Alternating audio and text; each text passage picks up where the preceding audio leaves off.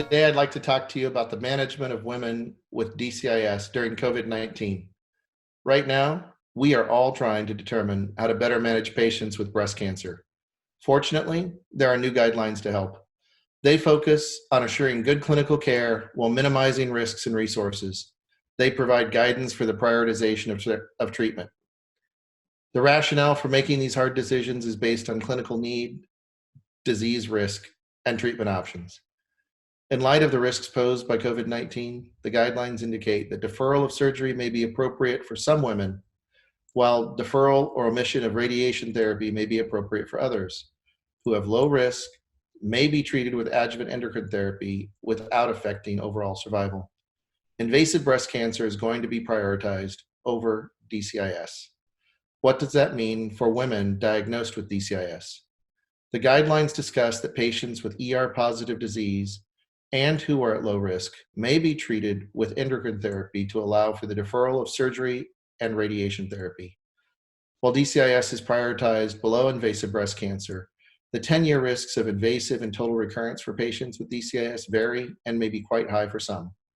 Some institutions have identified that radiation therapy may be deferred or omitted for women diagnosed with DCIS based on a similar theme of having a favorable risk profile and the opportunity to treat with endocrine therapy.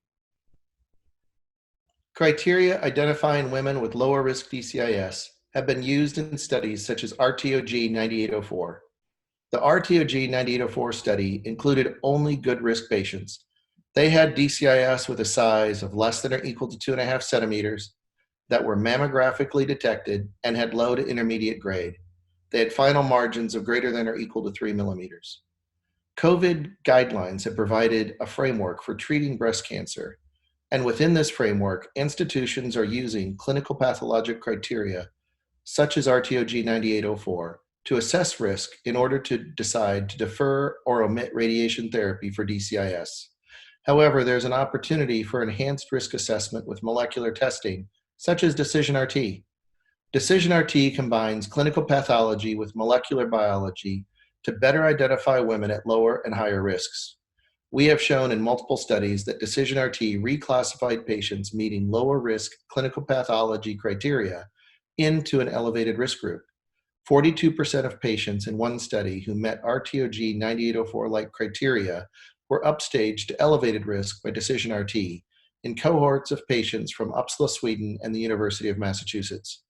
The addition of DecisionRT may further aid in identifying those women diagnosed with DCIS who may be appropriate to have treatments deferred or omitted, and who should be prioritized to receive treatment. For more information, please contact us. We wish you all the best during this difficult time.